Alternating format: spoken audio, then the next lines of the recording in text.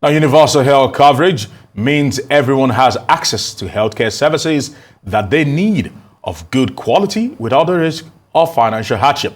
That's according to the World Health Organization's report of 2007. Now, mental health being an integral aspect of overall well-being with its connection with societal issues cannot be overlooked. The intricate interplay between mental health and social factors such as poverty, discrimination, and inequality significantly impacts individuals and communities. Recognizing mental health as a social justice issue is crucial for fostering a more inclusive and equitable society. It is becoming more important to discuss the complex relationship between mental health and various social challenges, emphasizing the need for advocacy and reform to address the issues collectively. To examine the intersection of mental health and economic realities in the midst of Nigeria's economic crunch, we're now being joined by a public health expert, Dr. Jonathan Dangana. Dr. Dangana is a lecturer in the Department of Public Health, Babcock University. I want to say welcome to Horizon News Now. Thank you. Now let's get started by asking that you've been involved in universal health coverage and you've actually served as a technical advisor for Africa Health International Commission to examine the state of health coverage in Africa. What is the African outlook when you're looking at achieving universal health coverage? Let's start from that particular point first. Thank you very much for that question.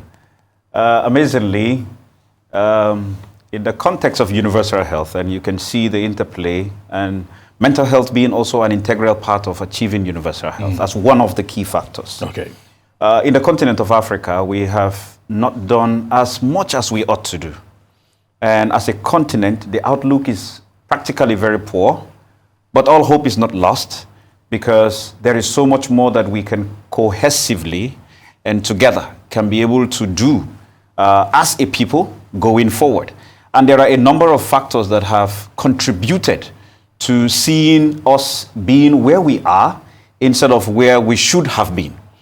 And of course, you can see that right from the immediate post-colonial era, there are chances and things that our freedom fighters who wanted us to have independence in Africa, they had their role to play, and they saw health more like a fundamental human right. But then as the years went by, we began to see more things, get eroded into the system. And I feel as a person that if we had stayed with that course of seeing health as a fundamental human right, we most likely would have been way ahead of where we are at the moment. All right. Where is Nigeria in the outlook of coupled with the 4-point agenda of the federal government of Nigeria? Beautifully. Thank you. Nigeria, arguably referred to as the giant of Africa. We are indeed a giant in so many fronts.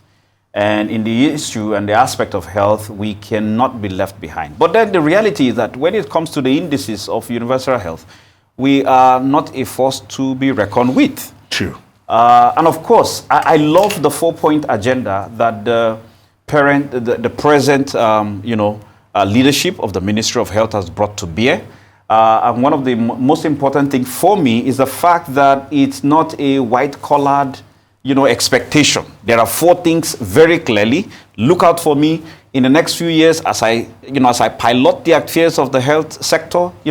As the minister has rightly said, he gave four major points, and those 4 points are improving governance, health security, improving population health, and of course the value chain. And if these 4 points can actually be given the appropriate attention, then I can tell you free of charge that we will become the point of reference that people will want to come and learn from. But then, putting that aside, to give an answer directly to your question, we are actually very poor down the ladder as far as addressing this. And of course, our population is also a contributory factor to what so much, even regardless of the effort that we will put in place as a country, because of our population, you wouldn't see the impact of that effort that is being put in place. But of course, I am sure that a lot of my colleagues out there and those who are in the leadership of affairs are not going to sleep.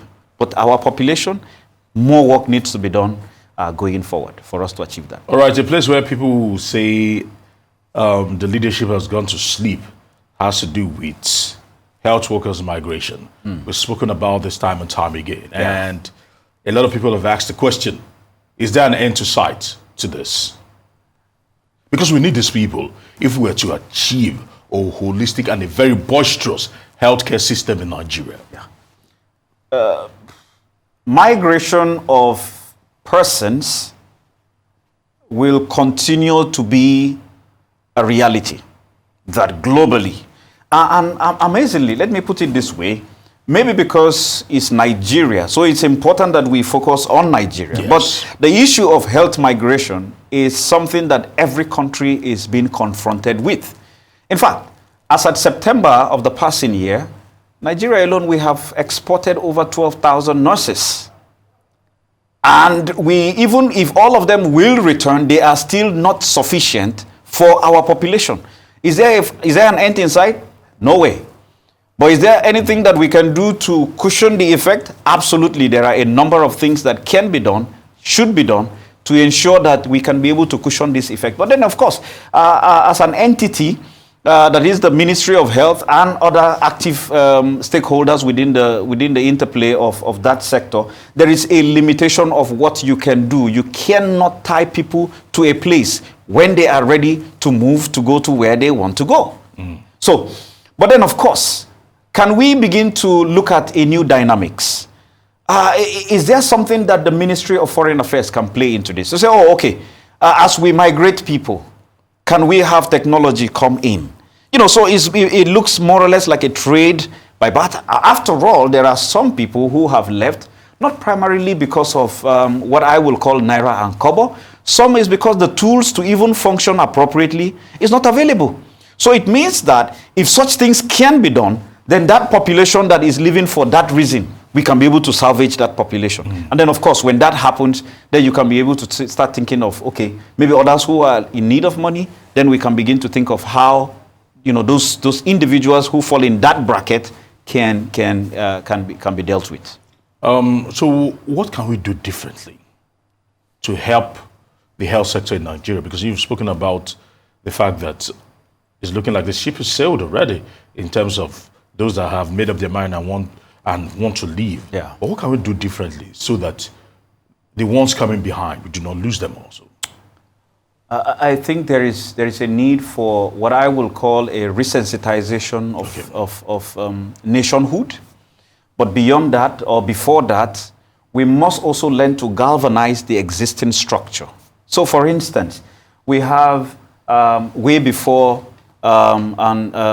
orthodox medicine came to play. What was the in thing?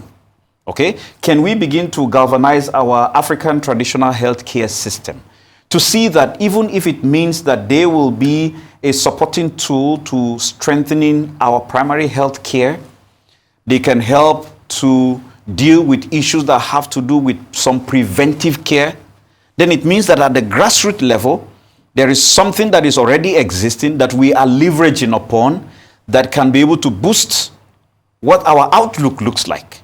Because I can tell you for free that our outlook as far as health indices is concerned is super poor. Why? Quite a handful of Nigerians, whatever statistics that you may find in a hospital, you can be rest assured that there is possibly double the number of those who have not presented themselves to the hospital. However, remember also that there is also another, what I call a pseudo-health system, which are patent doctors or patent healthcare professionals. Now, these are individuals that we can bring into the pool and then try to see at what level can they be able to operate to add value to the entire system. And then, of course, you can also talk about how do we bring the private sector into this whole big picture.